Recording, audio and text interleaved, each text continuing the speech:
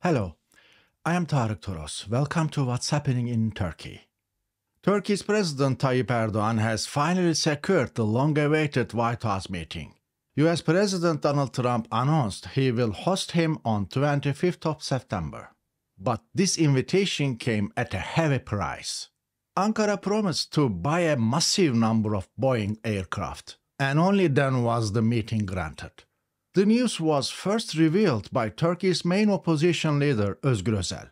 Speaking just hours before Trump's announcement, Özel exposed not only this deal but also a secret meeting hidden from the public. On 13th of September, Donald Trump's son, Donald Trump Jr., met Erdoğan at Istanbul's Dolmabahçe Palace. Turkish officials did not deny it, and unofficial sources confirmed it. According to Özel, Erdoğan asked Trump Jr. to arrange a White House appointment during his trip to the UN General Assembly. Trump's son replied his father's schedule was too tight. At that point, Erdoğan made an irresistible offer.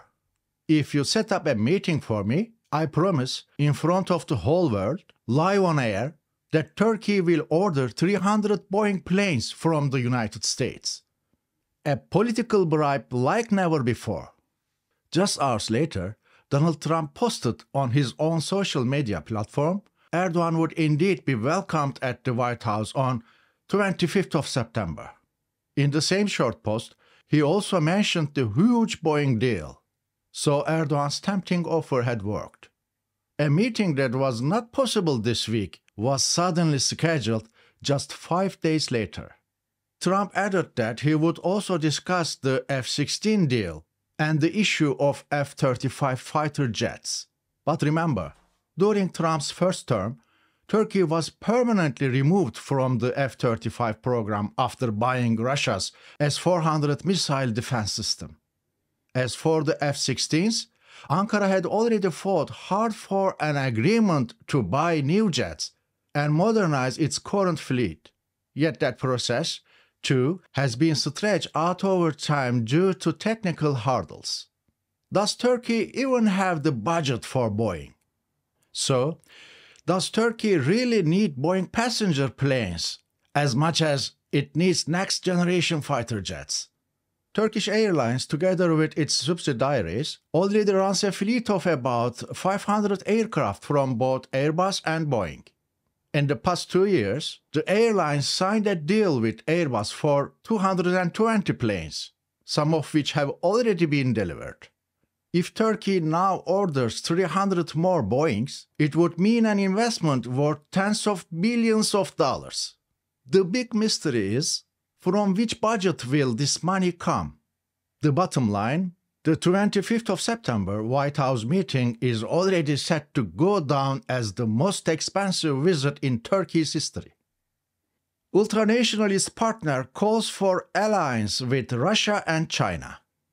Just 1 day before Erdoğan's invitation, his coalition partner Devlet Bahçeli, leader of the Nationalist Movement Party, declared, "The best option against the evil US-Israel alliance that defies the world is to build an alliance between Turkey, Russia and China."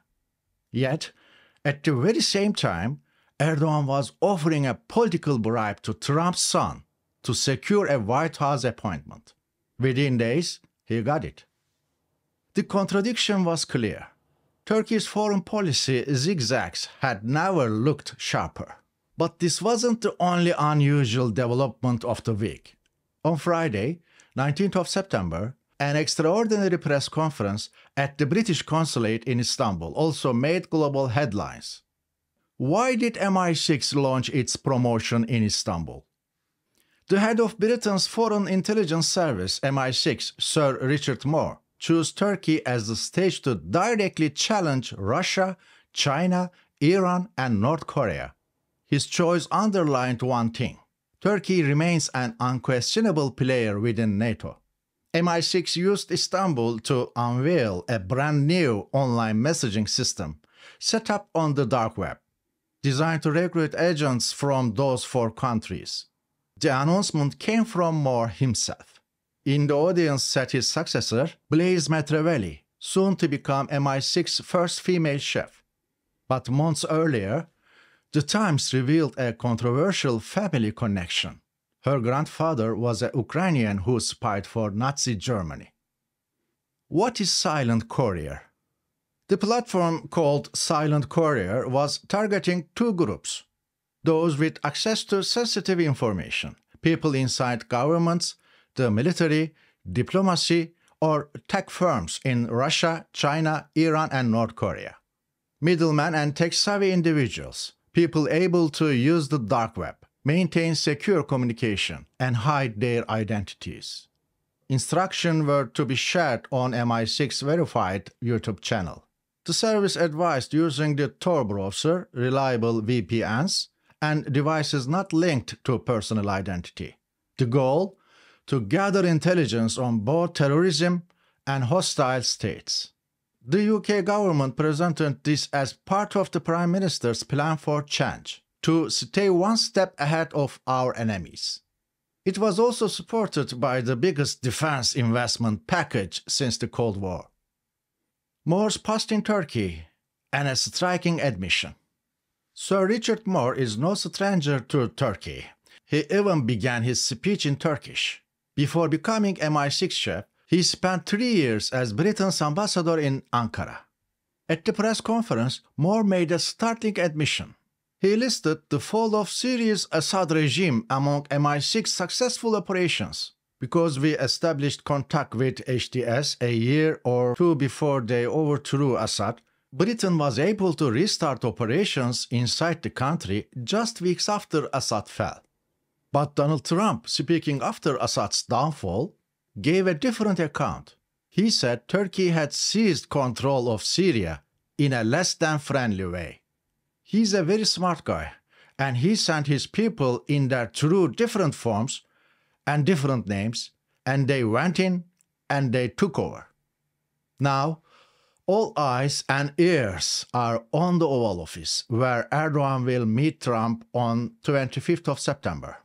The talks are expected to reveal not only deals on trade and defense, but also crucial details about Turkey's regional role. What else will we learn? We'll soon find out. I am TARIK TOROS. You've been watching What's Happening in Turkey. See you next week.